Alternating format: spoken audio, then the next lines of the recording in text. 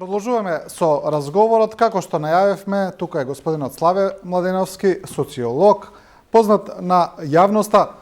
Господине Младеновски, кога зборуваме за војната во Украина, ќе се обидеме да ги разгледаме повеќе аспекти од овој конфликт, пред се од вашата стручност од социолошки аспект. Мене ми се чини дека оваа војна, еве да почнеме кај нас прво, создаде уште една поделба во општеството, после сите поделби кои ги имавме. Значи, ние знаеме дека тука во Македонија прво сме поделени по етнички линии, по религиски линии, особено во последните години е изразена поделбата по политички линии, таа ми се чини најголема. Сега некако гледаме дека повторно се подели општеството во насока на поддршка на Русија и Украина или на Америка и Русија и така натаму. Зошто цело време така се поларизираме? За секое прашање веднаш се делиме. Благодарам за можноста да бидам гостин во емисијата на телевизија 24 за ова исклучително важна тема да размениме мислење и се надеваме дека, како што е вообичаено, медиумот покрај својата информативна улога ќе има една едукативна функција и дека оние што ќе ја гледаат оваа емисија ќе добијат одредени информации со кои што ќе се согласат и секако ќе потикне на размислување. Во однос на вашето прашање можам да кажам дека ќе се повикам всушност на моето сега искуство, знаење и вештина како медиатор. Во изминативе години, освен тоа што по формално образование сум социолог, јас работев многу на прашањата поврзани со медиацијата, колку е битно за едно општество кое треба претендира да биде здраво, претендира да биде демократско, да постои висок степен на интегрираност околу базичните, националните и воопшто државните интереси во заедницата меѓу самите граѓани по различни основи. Ние не можеме да ја негираме различитоста на луѓето по однос на сите елементи што ги кажавте, како што е политичката припадност, етничката или слично.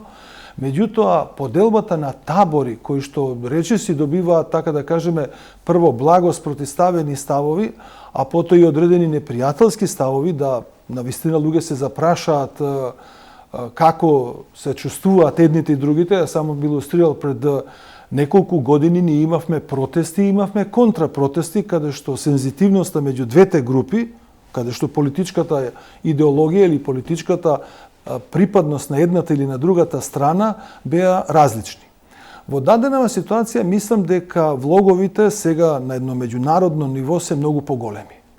Овде станува збор сега веќе ќе речеме можеби за локален конфликт меѓу Русија и Украина, меѓутоа ние ги гледаме реперкусиите на глобално ниво. Но се зборува и за Трета светска војна, така да. Тоа натака ми оди мислата, меѓутоа ќе се произнесам и околу тоа прашање, не како гледам, туку какви се барем фактите по основ на овие информации или како гледаат клучните играчи, односно велесилите како што се покрај Соединетите американски држави и Русија и Кина и Индија. Тоа значи дека овие прашања, кога се посматраат низ призма на глобалните политики или националните политики на овие држави, ние, не само како Северна Македонија или како граѓани кои прифаќаме одредени информации од големите медиуми, јас би бил крајно резервиран кога станува збор за информациите што ги примаме, заради тоа што тие како што даваат една едукација или тие може да даваат и одредена манипулација. Не би сакал да го гледаме Атлантскиот или Тихиот океан од клучалката на вратата. Прво, вратата е мала, што го гледаме ние светот, а замислете уште да го гледате тоа пространство низ одредена клучалка. Што сакам да кажам?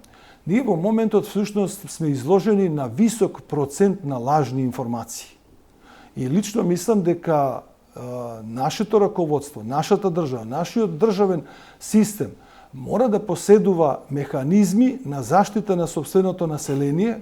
Вие можете да ги оспорите елементите на цензура, ама ние гледаме сега дека тие елементи некој легитимно ги презема во зависност во поглед на сопственото население и обратно. За државите што се во војна тоа само по себе се подразбира.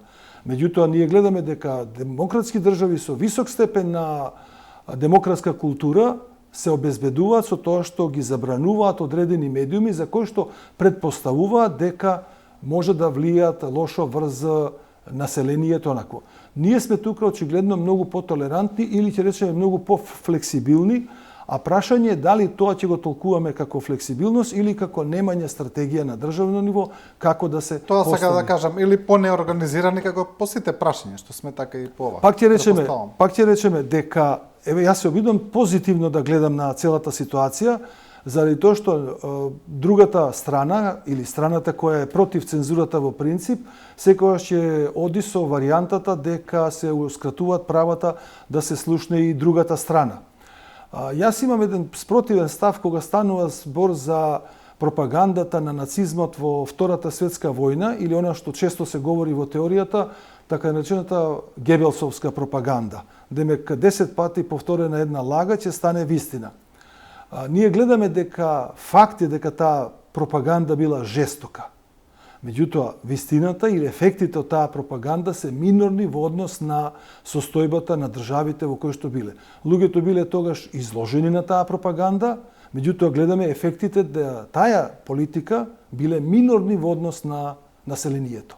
Тоа значи дека населението можеби не знаело за логорите во Аушвиц, во Треблинка или слично, меѓутоа не ја поддржувале нацистичката политика во државите во кои што биле. Оттаму и затоа Зборуваме за државите кои се биле окупирани. Окупирани.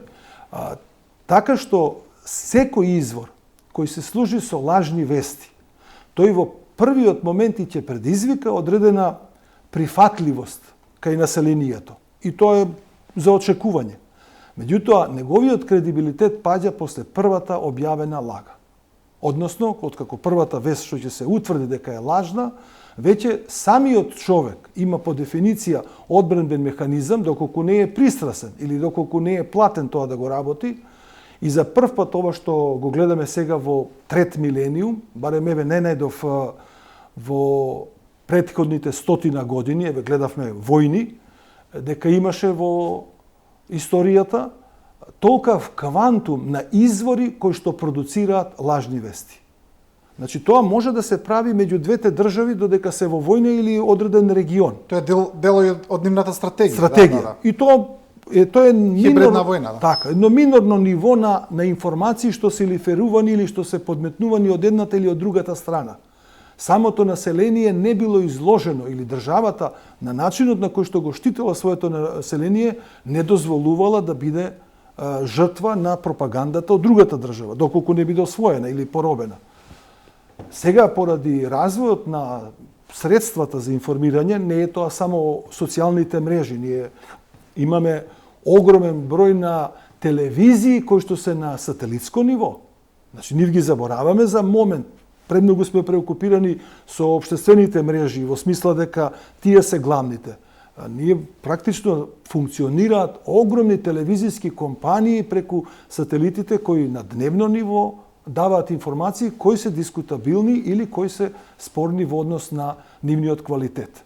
Државите како Македонија или државите во нашето соседство, факт е дека на оваа медиумска борба меѓу големите сили се изложени и во тој поглед ние доколку би поседувале еден систем внатрешен на информирање, да имаме собствена, така да кажеме, агенција, доволно моќна, ја не ја намалувам улогата на Македонската информативна агенција или на државната телевизија, па дури и на националните концесионери, меѓутоа убаво би било како во претходниот период, кога зборувам, кога имавме поголема држава, кога можеше да известува таа држава за клучните прашања не преку базичните западни или проруски медиуми, туку испраќаше своји известувачи. Тие известувачи, перцепцијата за вистината што ја пренесува, беше од аспект на политиката на државата што ја штитат. Дали се разбираме? Да. Тоа значи дека не ги застапува интересите на блоковите, на источниот или западниот, туку својот интерес. Својата политика е тоа го имате во едукативниот систем, значи во образовниот систем, тоа го имате во медиумите и тогаш можете таа позиција на државата да изградите население кое се обединува околу таа политика. Тогаш самото население не е поделено за руси или против руси, или обратно, за американци. Овдека ќе се послужам со еден податок, повеќе би го нарекол, авторот на Студената војна, новинарот Волтер Липман, практично во 22 година го пишува делото Јавно мислење и ја анализира оваа состојба на медиумите и ја кажува ограниченоста на медиумите. Тие ќе го регистрираат настанот. Меѓутоа останува понатаму сега на другите институции или другите области, како што се стручните области, пред се Обштествени чинители. обштествени фактори, да ја анализираат одредената состојба. Медиумот вели нема толкава моќ и толкав капацитет на дневно ниво. Тој е вика подложен на многу субјективизам. Вие ако ќе видите една слика како ракетата погодува една зграда и факт е таа зграда не е воен објект. Може било што да биде, дефинитивно да живее цивилно население. И во моментот кога ја праќате таа информација дека едната страна погодила зграда, овде не навлегувам дали се овие, зборам генерално за било кој дали е за овој конфликт, за било кој за било кој зборуваме, да. конфликт. Меѓутоа, секогаш ќе се најде другата страна која што ќе рече дека од таа зграда било искупукано оружје кое нас не загрозило. И така почнува целата работа.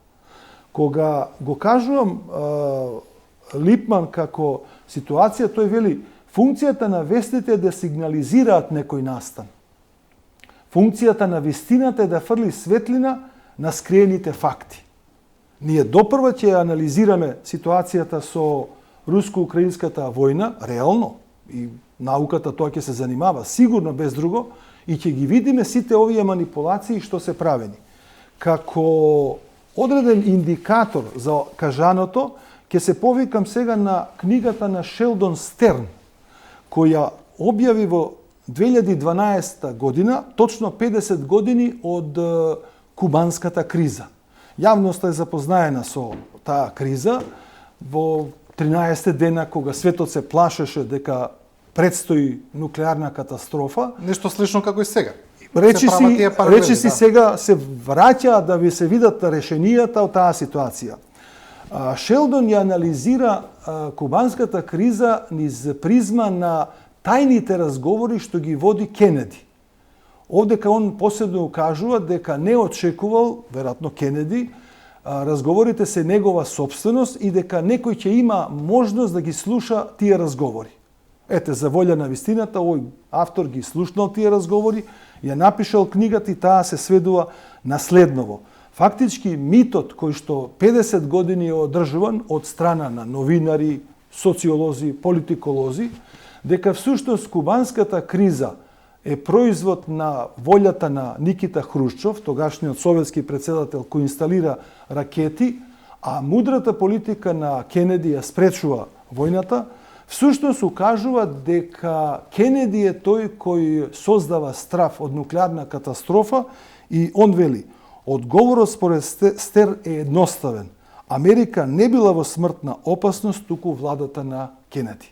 Ова е само едно мислење, 50 години после тоа што сакам да укажам дека и ова мислење може да се проблематизира, значи ова е само едно мислење, кое исто така е подложно на критика на јавноста. Веројатно сега ќе дојдат некои други.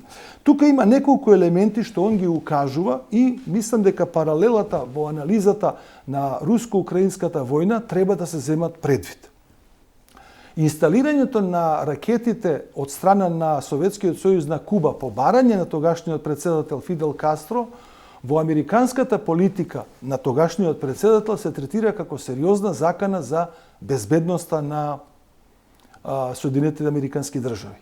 Авторот Стерн кажува дека Хрушчов сепак кажува дека тие ракети, со едно стручно сега гледање, не биле ставени на боевите глави на ракетите, значи дека не е директна опасност. Не биле вепонизирани. Да. Меѓутоа, има еден друг елемент што он го кажува, а тој е инсталирањето на ракетите по должината на турско-советската граница од страна на Соединетите американски држави.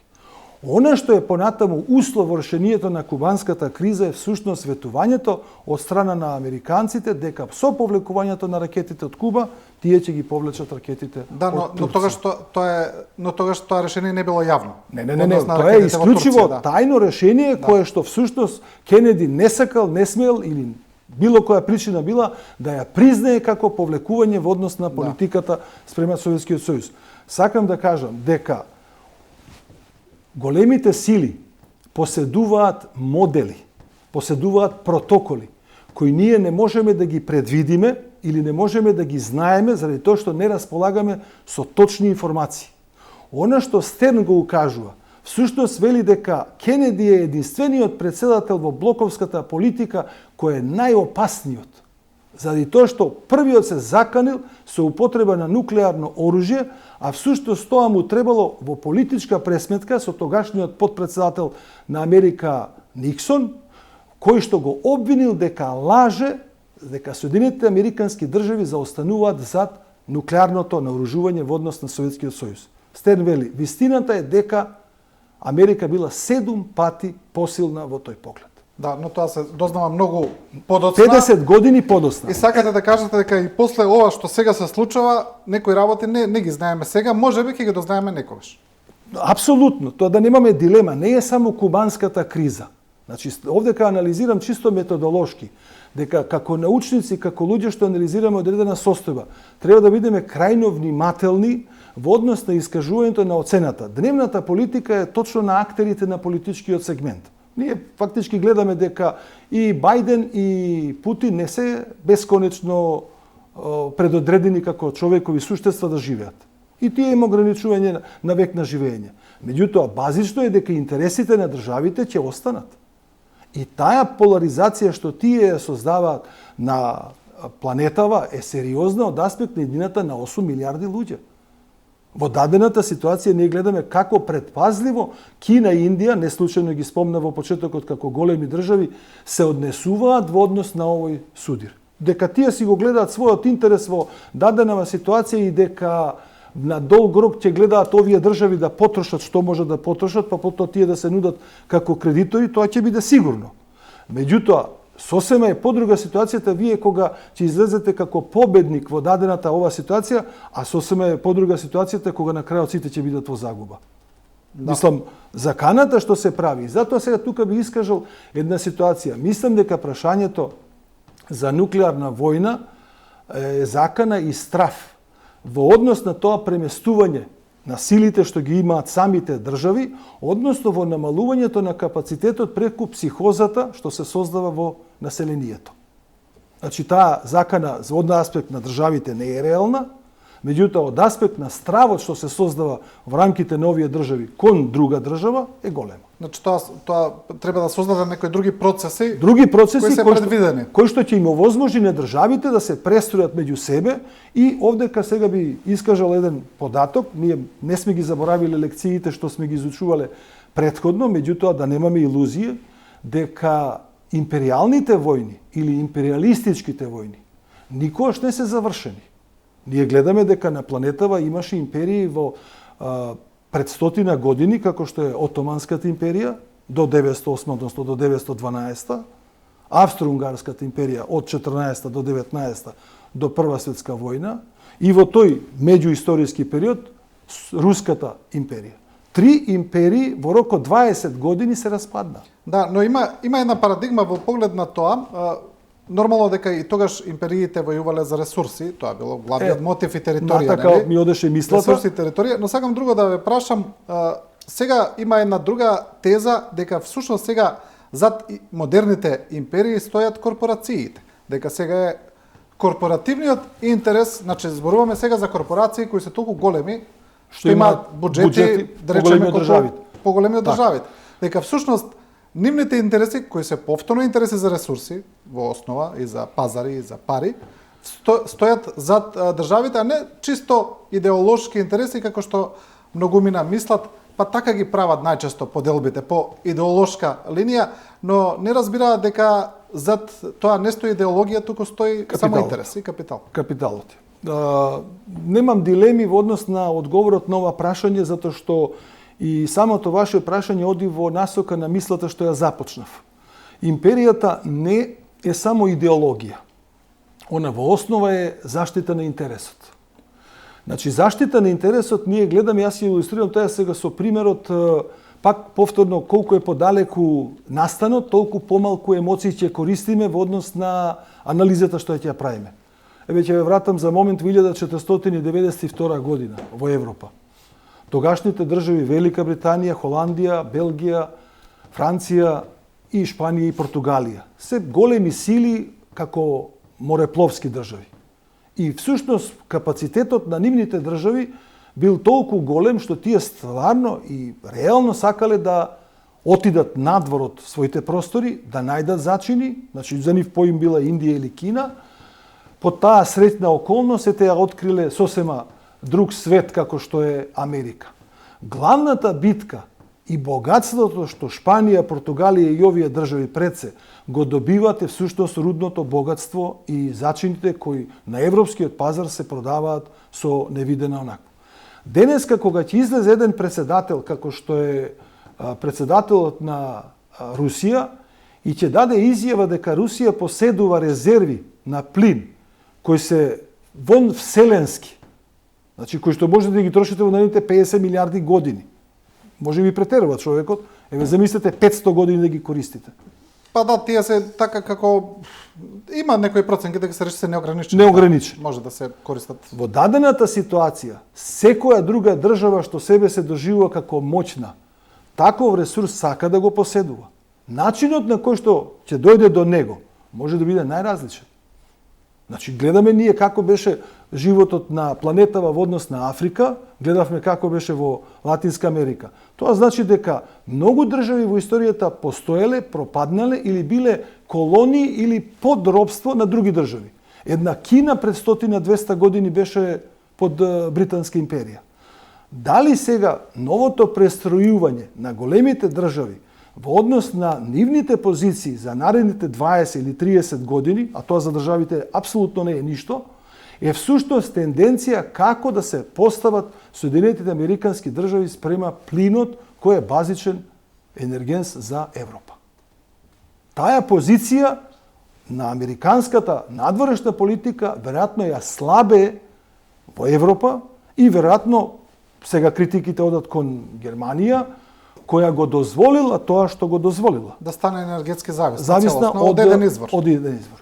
Сега не зборуваме што тој извор е Русија, може да биде и друг, но стратегијата сега можеме ние да ја поместиме и кон руско-кинеските односи. Секогаш енергетска зависна од еден извор не е добра. Не е добра. Значи ние сега гледаме дека и руско-кинеските односи да таа ситуација она клацкање како се одржуваат, како Кина ќе се постави спрема Русија, затоа што не е добро па да ја имате Русија во соседството како прв непријател. Да. Значи таа политика па Кина исклучиво ќе се води од своите интереси. Сакам да ја прашам за уште нешто. Кога зборуваме Само за мислата ми е да завршам да поентирам. Значи овие интереси сега ставете ги во контекст на концерните и на компаниите. Не е само државата експлоататор на овие ресурси, туку тоа се и приватните компании. Американските интереси на Блискиот Исток се всушност манифестирани преку различни нафтени компании. Да. Тие нафтени компании може да бидат дел и во Украина, може да бидат и во Русија, меѓутоа е прашањето дали и Русија под кои услови ќе дозволи да работат. Сега за сега тие се државни или како да кажеме под контрола на државата. Меѓутоа можеби утре со некое друго раководство ќе најдат интерес, па ќе бидат 50-50. Да, мене ми е малку целта, искрено да ви кажам, на оваа анализа. Вие на почетокот кажавте дека улогата на медиумот е да образува. Малку да му кажеме на гледачите, да дојдеме до суштината, да сватат, да не се внесуваат тие самите премногу емотивно во поглед на тие поделби, бидејќи треба да разберат дека интересите се тоа што ги движи државите и дека тие интереси не се секогаш по тие линии по кои они мислат дека се, туку се срусаме едни други кои на некој начин го следат интересот на парите, на финансиите, на ресурсите и така натаму.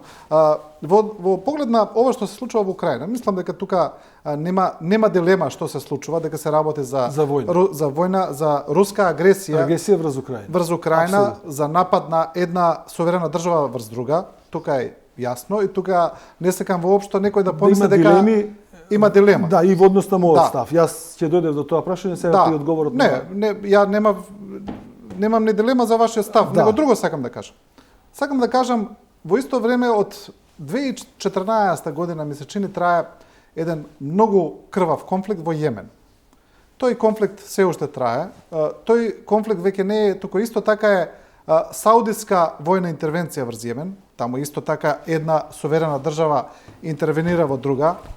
Последиците од тој конфликт од таа војна се страшни врз цивилното население, врз бројот на цивилни жртви, врз бројот на ранети, врз сиромаштијата во Јемен, која мислам дека е сега најсиромашна држава на светот после таа војна, врз болестите кои се расширени така натаму, врз бегалците. Тоа се милиони луѓе, ги немам точните бројки, но се работи за милиони.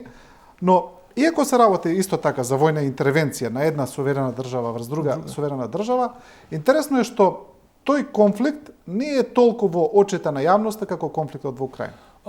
Јас сега овде дали ги мериме, дали важноста на земјите се мери според местоположба, дали е во Европа или во Африка, или има други критериуми, не знам. Друг е. Според моје мислење, јас сега ќе се оддалечам од прво од вашето прашање, при одговорот на вашето прашање, на следниот начин. Прво, правењето компарација или правењето паралели во однос на руско-украинската војна со аргументација да се напаѓа Америка, а да се брани Русија, со истата политика дека Соединетите американски држави тоа го прават на Блискиот исток, не спрема една држава, туку спрема повеќе држави, е лош пристап во дадена ситуација, бидејќи не се осудува војната. Да. Туку се бара алиби за војната. На тој начин се релативизира најчесто. Апсолутно. Да. Се оправдува самиот воен чин кој што по дефиниција, штом вие вршите напад врз и да не е независна држава, и во сопствената држава да правите, не ви дава право да ги убивате луѓето. Значи, постојат политички средства, постојат илјадници други механизми. Пред да ви одговорам, пак ќе речам на тоа прашање, ќе се повикам сега на историјатот повторно од американската пракса, ама ова е сега од почетокот на јапонско-американската војна, односно нападот на Перл Харбор. Прво што прави председателот на Америка, тогашен Рузвелт, донесува извршна наредба 120.000 американци, значи американци со јапонско потекло, иако стриктно не се потенцира во наредбата, меѓутоа праксата тоа го покажува, да бидат според нивниот израз интернирани, други кажуваат затворени, во 10 кампови. Вкупно 120.000. Тие таму престојуваат 3 години и она што е карактеристично, вика, живеева во страв и сомнеш спрема нив. После тоа се пуштени. Да, тоа се тие фамозни концентрациони кампови. Да, за да во 1976 година председателот тогашен на Америка, Форд, официјално ја укинува оваа наредба, државата се извинува и на 80.000 американски државјани им исплаќа по 20.000 долари како еден вид компензација. Меѓутоа, во рамките на ова ќе се повикам на една реченица како тогашното воено оделение ја гледало работата. Тие јасно, кога му кажале на тоа воено оделение, дека не може да ги затвараат американските државјани, повикувајќи се на уставот, одговорот бил за нас уставот е парче хартија. Сега, ова ќе го спојам со вашето прашање. Кога станува збор за националната безбедност, се е дозволено. Така сметаат големите сили. Кога станува збор за геостратегијата, за нивната политика, како тие гледаат на безбедноста, се е дозволено. Еве, поставете си го прашањето, ако медиумите не се јавуваат како она што го рековме, барем да го констатираат настанот, како може Обединетите нации да молчат?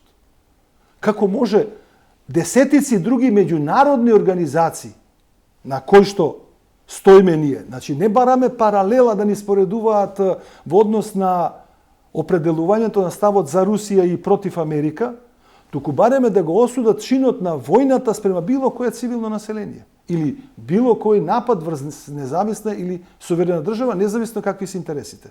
Сега кога би ме прашале или кога би го прошириле тој аспект на гледање, јас стојам на ставот дека апсолутно Русија имаше уште време, како што имаше и уште време и Америка, да не инсистира на незината политика, државите во близината на Русија да бидат членки на НАТО. Или обратно, Русија да не брза со војна интервенција кон овие држави, во случајот кон Украина, плашејќи се од инсталирање на нуклеарни ракети. Тоа значи дека времето како фактор покажува дека овие политичари не се мудри политичари или строго партикуларно го гледа интересот на своите држави денес и сега. Тие кога би го погледнале интересот на планетата и кога би го погледнале во еден поширок контекст. Единствено ако војната не е закана за ново престројување. Тоа е она што сега немаме ние факти, каде ќе се одрази ова. Можеме само да претпоставуваме. Да претпоставуваме. И да анализираме. Дури сега мислам дека Европа или европските држави ќе бидат колатерална штета заради оваа политика на зависност од Русија, меѓутоа и заради овие санкции кои што ќе ги погодат слабите и онако. И да се вратам сега на Јемен. Не е Јемен ниту првата, ниту последната држава каде што јавното мислење се оглушува од дадена ситуација. Сега ќе кажам еден податок кој што ние постојано го потенцираме и го гледаме колку е сензитивен затоа што живееме со луѓе од различна вероисповест и се ни е блиско тоа. Блиско ни е припадноста затоа што и во поранешна Југославија имавме муслиманско население и сваќавме дека и таа култура може да има и има вредности, како што и ова другото население, христијанство, иако во тогашната држава поголемиот број беа атеисти ако гледаме, сега гледаме дека се создава една психоза до пред 2 години, таа психоза беше кон муслиманите.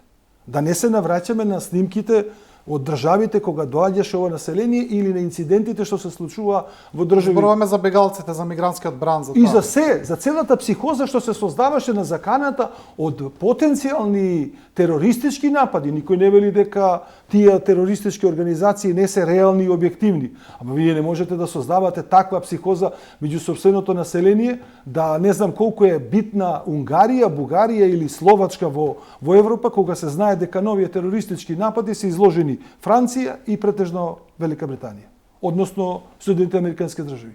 Каде е забележан, да речеме, напад во Литванија од страна на овие муслимански групи.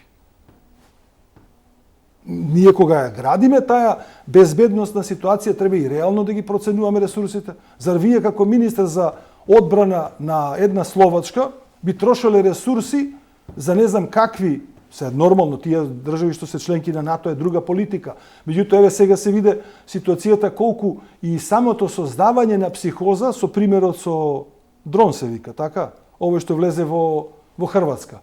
Барем по она што ги читам хрватските медиуми, знаете на што отиде јавноста, под што не штити НАТО. Значи, онаа критичка јавност која е против НАТО, ова го искористи како ситуација, демек дронот влегол од неколку држави на членки на НАТО за да стигне до кај нас. Мислам, пазите, тоа е, ако ќе ве потсетам само на примерот со Цесната, со германецот што слета во Москва на Црвениот плоштад. Значи, тоа се приказки за мали деца. Во која смисла приказки за мали деца? Па приказки за мали деца да се дерогира наводно нечи безбедносен систем за да наводно трошите пари. Да платите сега наместо 2,1, 2,4% од вашиот бруто домашен производ да купите противавионска одбрана и слично. Но тоа се случува во пракса. Значи, рече се сите членки на НАТО сега земите на евро трошоците за одбрана. Така е. Еве Германија ги подигна на 100 милиарди. Тоа значи дека овие слабиве држави што се, тие со таа економија што имат, они ќе станат зависни сега од тој корпорацијски капитал. Тие пари мора да се најдат некаде да се претворат. Сега, дали Кина ќе биде играчот кој што ќе биде кредиторот на таа политика, ние не знаеме. Ќе дојдеме до Кина, сакам уште едно прашање да ве прашам, ова е повеќе од социолошки аспект, за она што го зборуваме за поделбите. Интересно ми е што поделбите се предодредени кон некоја страна, од страна, еве, кај нас зборуваме во Македонија, од страна на луѓето. Па така луѓето се однапред решени кога ќе поддржуваат во овој конфликт, да речеме, дали се за Русија, дали се за Украина, дали за Соединетите Американски држави. Интересно е кога зборуваме дали тие поделби одат по религиски, по етнички линии. Тука е интересен феномен што двете држави се православни, да речеме, кои војуваат. Ма и со идентично население во висок процент. Да, но сепак Украина се гледа како персонификација на Западот на некој начин, барем поголем дел од државата. Бидејќи ја поддржува Западот, па така се ми се чини. Сакам да ја прашам во однос на предодредеността на тие поделби. Значи, луѓето се определуваат за една страна и на нив потоа фактите, аргументите кои ги добиваат, кои се навистина факти и аргументи, не зборам за лажни вести, оние кои се вистините. Може да се видат дека се точни. Значи, не им го менуваат мислењето. Ништо не може да им го смени мислењето.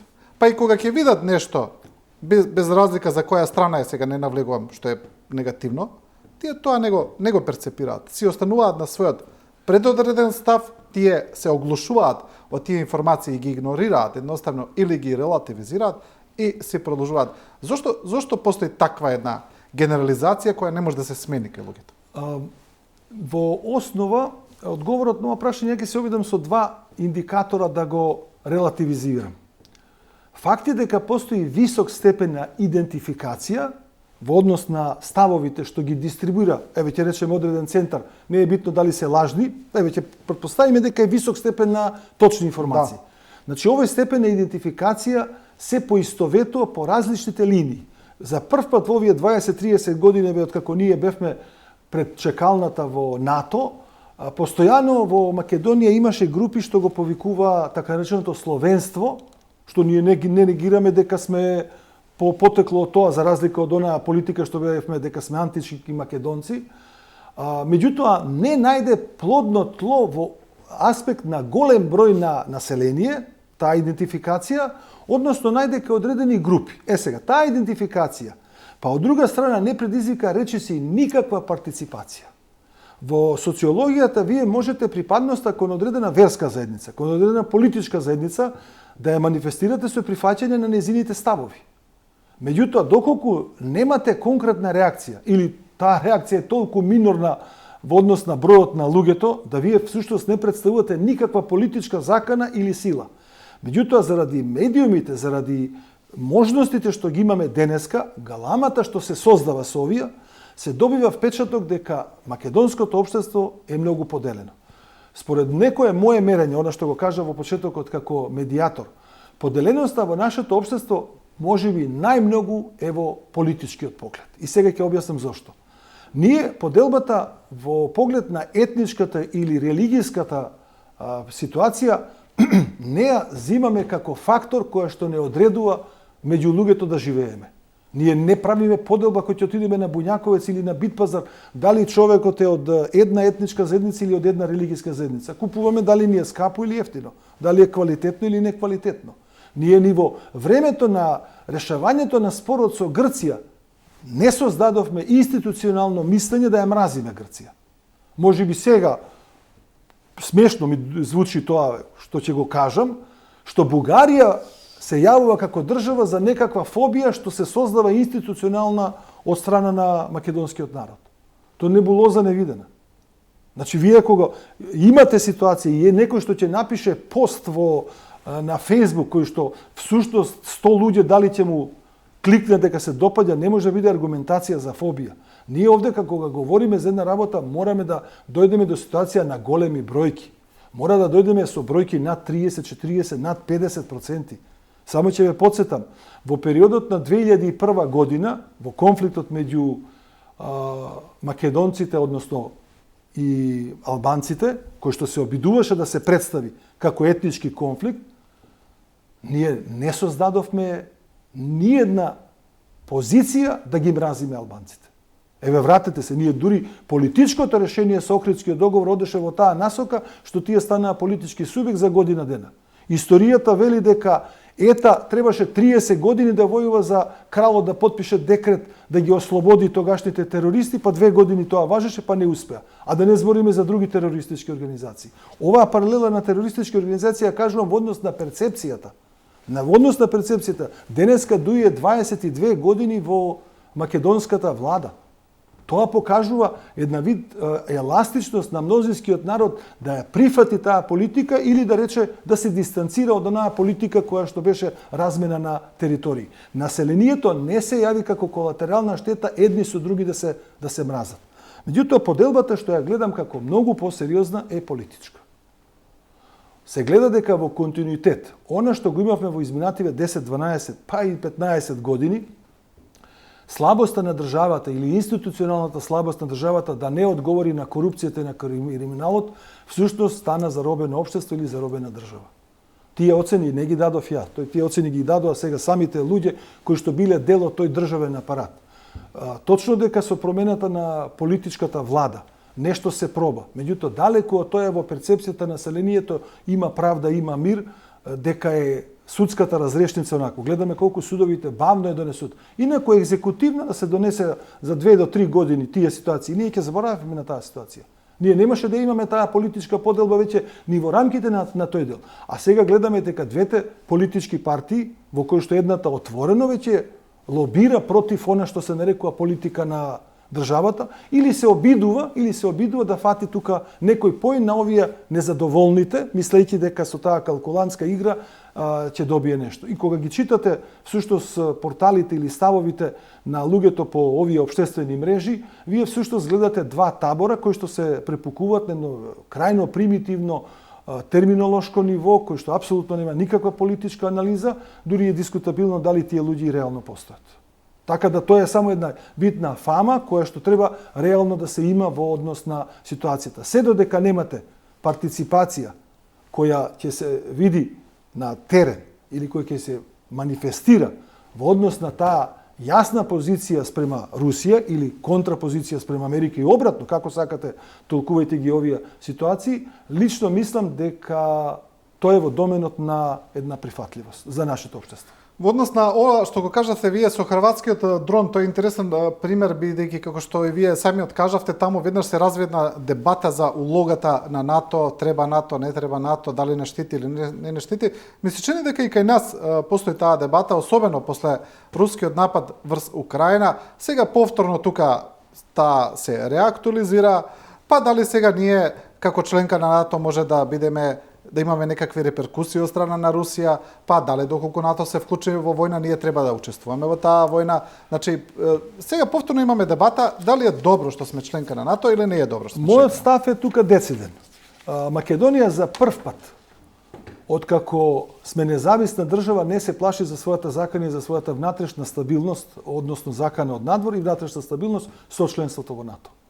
Бугарија, Албанија, Грција се членки на НАТО, тука и Црна Гора. Тоа значи дека ние не сме голема држава. И НАТО има мисија на Косово. Да, и Косово го изумува. Воено е присуство на Косово. Не се членка, но тука е НАТО. Апсолутно. Ние не сме голема држава, не сме ни богата, не сме ни силна држава. Перформансите што можеме да ги имаме во дадена ситуација, не можеме да одиграме улогата на неутрална држава. И да сакаме. Не сме Австрија в 45-та, во која што доаѓаат руските, односно советските трупи кон Берлин, ама не сме ниту Шведска, ниту Финска, во кој што непосредно соседство имаме во однос на ова. Картата на ниту Швајцарија.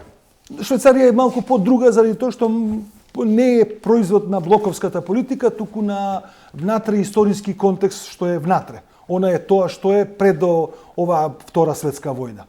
Овие држави неутралната позиција е исклучиво ја градат од позицијата на Советскиот сојуз. Вие да го имате Советски сојуз за да претендирате да бидете членка на НАТО како Шведска и Финска, тоа е многу тешко. Меѓутоа, Австрија е компромис меѓу големите сили. Исто како што социјалистичка тогашна Југославија е компромис. Ако ја погледнете картата на Европа во однос на она што се нарекува НАТО или Варшавски пакт, ние ќе ја видиме линијата некаде на границата со Австрија, односно со Словенија. За 20, односно 30 години од моментот на членството, сега централна позиција на границата со НАТО дојде Украина. Оваа позиција, кога се посматра од аспект на рускиот аспект, значи гледано од аспект на 20 години во иднината, го доживуваат како закана. Таа позиција на Русија, она како голема сила, со 6800 нуклеарни боеви глави, нема да го дозволува. Тоа не станува збор дали јас и вие ќе се согласиме или некоја помала држава во тој поглед ќе каже нешто во Обединените нации или ќе објави во медиумите. Она крајно себично, и тие беа пораките, ако не постои Русија, нема да постои ни планетава. Тоа далеко од нормален човек да го изјавува. Меѓутоа, ние исто така гледаме низ историјата, имало многу ненормални личности кои што изјавувале, па ја доведувале во прашање нечија или туѓа безбедност. Меѓутоа, за прв пат сега имаме безбедноста кај што е загрозена на планетарно ниво. Сега, позицијата што ја кажавте во Македонија, всушност нашата стабилност е гарантирана со членството во НАТО. Колку год да сме ние лоши на внатрешно ниво, по однос на прашањето на медиуми, по однос на прашање на демократија, по однос на прашање на корупција, со самиот чин што сме членка на НАТО, не штити од евентуална закана од друга држава. Прашањето е веќе сега за кого и кој би можел потенцијално да дојде воено во Македонија. Тоа е надвор од памет. меѓутоа дека сме подложни на влијанија од различни структури, да речеме колку што можеме да прочитаме, кинескиот капитал може да биде многу привлечен, така, рускиот капитал и така натаму. Како ние, како и влада или како држава утре, не само оваа влада, ќе се одредува по тоа прашање, тоа е веќе прашање дали ќе ги следиме тие стратешки интереси. Може некаде ќе стигне и опомена, исто како што стигнуваше до кон овие големите држави. Ние сме веќе членка на НАТО, тоа е завршена работа, но Така. претходно многу се тие што се критичари, да речеме, на таа идеја, секогаш велеа, но зошто да не бидеме војно неутрални? Еве, една Србија е војно неутрална. Може ли Македонија да биде војно неутрална? Почетокот и воведот ми беше позицијата за Македонија невозможно да биде неутрална, прво зашто не е голема држава. Второ, неутралноста мора да ви ја гарантираат големите сили. Сега ќе се повикам повторно на историјата, односно на пример од историјата. Значи не можеш ти сам тоа да се решиш. Дека сакам неутрален. Мора да ти го признаат статусот овие дека си неутрален и да ти дадат ситуација зашто си ти неутрален. Што е тоа што ти заради својата геостратегија. Не случајно го кажав елементот на Словенија и Австрија, каде што позицијата била железната завеса или студената војна, сега е на границата со Украина. Значи, овие држави биле членки во Варшавски пакт и биле членки во НАТО, ама измеѓу нив има некаде, освен Германија, источна или западна, има држави кои што се неутрални. Но интересно е ова што го кажувате вие, најголема потврда доаѓа од зборовите на украинскиот претседател Зеленски, кој вели дека тој би прифатил сега војна неутралност, но со гаранција од големите сили. Таа гаранција е, повторно ќе речам, релативна, ама тоа е, да речеме, политика сега за денес утре да се прекине војната. Утре ќе дојде друг претседател. Еве, ние гледаме дека Будимпештанскиот или Минските договори не важат. Значи, не е битно кој ги потпишал. Сега нема да навлегувам во детали на договорите што се правени, меѓутоа факт беше дека Соединените американски држави, Велика Британија и Русија ја гарантираа безбедноста од напад од една држава, доколку Украина ги предаде нуклеарните боеви глави на Русија. И тоа функционираше. Ама сега се покажа дека не мора Украина да има нуклеарни боеви глави свој, со самиот чин што некој сака во незината територија заради своите интереси да инсталира нуклеарни, а прави Украина колатерална штета. Затоа времето, што го кажувам јас како политика, во кое што вие ќе направите пријателски односи дека членството на Украина во НАТО не е закана за Русија, ја не знам како би можело тоа да се направи сега. Сега веќе е невозможна мисија. Сега на Зеленски му доаѓа после 20 дена, после 40 дена, реално позицијата на Украина да биде неутрална. Се, вратете се 46 година назад. После Втора светска војна, која е позицијата на тогашна Југославија? Држава која што успева да се формира, така да кажеме, од братоубиствена војна, држава со неколку религии, држава со неколку народи, одеднашка се обидува да стане фактор во рамките на тој меѓународен поредок. Не е битна ни улогата на Тито. Значи, тука станува збор за цел еден концепт кој што вие се обидувате од 46-та, па до некаде 60-та година, до доаѓањето на движењето на неврзаните, зашто 49-та е формиран НАТО пактот. Од 49-та до 55-та немате Варшавски пакт. Во 55-та го имате Варшавски пакт како одговор на оваа ситуација и во 60-та година, 61-та година го имате движењето на неврзаните. 62-та година е кубанската криза. Замислете, во таа констелација доаѓа личност кој што вели дека на страна има зад себе две јасни политики одреден кон Хитлер, значи два хегемона и Сталин, и двајцата ги победува со неприкосновена величина во меѓународната политика. И он не само што станува неутрална, туку создава и трет светски блок. Тој блок е сега. Тие принципи на таа коегзистенција, јас се обидов сега, ги најдов, ги прочитав. Вие кои ќе ги прочитате, да ги примените во принципите на решавањето на руско-украинската војна, вие ќе се изненадите што станува збор. Вика, двете држави може да се работуваат и покрај различни општествени или идеолошки уредувања. Активна соработка во различни области, пред се во безбедноста и работење на мирот. Меѓународна соработка во согласно со принципите на Обединетите нации, форма на меѓународна соработка каде што едно општество може да се менува и каде што едно општество не може да инсистира само да биде закоравено или зацврстено на тоа ниво. И после принципите од оваа декларација на меѓународно право, вика, забрана за закана, употреба на сила против територијата, мирно решавање на меѓународни спорови, забрана за интервенција, мешање во внатрешни работи на други држави, сувереност, еднаквост на државата. Овие точки од што се прецизно само да Ова се принципите на коегзистенцијата на активна мирољубива коегзистенција која е вградена во политиката на неврзаните, а овој вториот дел е декларација на принципите на меѓународното право, пријателските односи и соработката на државите на Обединените нации. Значи, ние практично имаме принципи како да ги поставиме односите. Прашањето е што го реков. Очигледно за големите сили, па дали се ќе речеме Украина или Јемен, Палестина или било која држава, по однос на ова, штом вие преземате воено действие, еве само повторно како илустрација, ама не сакам да се прави таа паралела во однос на Русија и Украина, туку само како податок. Дали американската политика предводена од председателот Буш тврдеше во Обединените нации дека Садам Хусеин има оружје за масовно уништување? Да, тоа е најчесто спомнуван пример, да.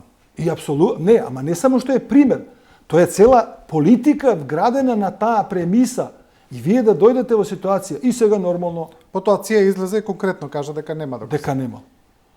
Пазете, за помалку од 50 години. А за 50 години? Многу рано брзаме и затоа мислам дека мудроста на едно раководство, па дали е политичко, дали е стручно, дали е научно, токму во тоа затоа што државите мора да се вратат на овие принципи. Ние не можеме да градиме односи со Русија, со тоа што вечерва ќе го забраниме Чајковски во Македонски народен театар или во Македонски опера и балет. Или да кажеме дека Достоевски не треба да се чита. Мислам, не сакам да помислам на таков вид на ниво на разговор во однос на се. Да, можеме да дискутираме околу некои личности кои што се во доменот на спортот, културата, неутрални да речеме, меѓутоа имаат и политички ангажман. И тие застануваат. Тогаш државата има право, по моје мислење, да биде флексибилна, односно да биде нетолерантна спрема личноста која што тоа го прави. Инаку за овие личности кои што апсолутно немаат ништо со она, дури на пример еве конкретно за оние што сакаат и слушаат класична, односно сериозна музика, нема несериозна, а може да го слушаат 7-та симфонија на Шостакович, кој всушност ја пишува 42 година како одговор на агресијата на нацистите, односно на Германија врз тогашен Советски сојуз и во слава на победата што се случува. Тоа не можете вие да му го оспорите како вредност на рускиот народ, па дури и сега како аргумент да го пуштите на овие, дека и таа музика се бори против злото, макар доаѓала и од Москва. Да. Добро, господине Младеновски, ви благодарам за ова гостување. Благодарам и за Мислам можноста. дека од многу различен аспект ги анализиравме овој пат работите. Јас се надевам дека не застанавме во однос на страната на таборите. Најлошо од ова што може нас да ни се случи, јас често кажувам примери во таа насока. Ако веќе не сме направиле нешто добро или нешто корисно за општеството или за населението, зашто претпоставам дека и деца под 18 години слушат, барем да не направиме штета. Тоа би било поразително како медиум и лично за мене како човек или како родител или граѓанин на Македонија. Да, ви благодарам уште еднаш за гостувањето. Почитувани, следевте уште едно Студио 10 на Телевизија 24. Останете со нашата програма. Набрзо следува информативниот блок.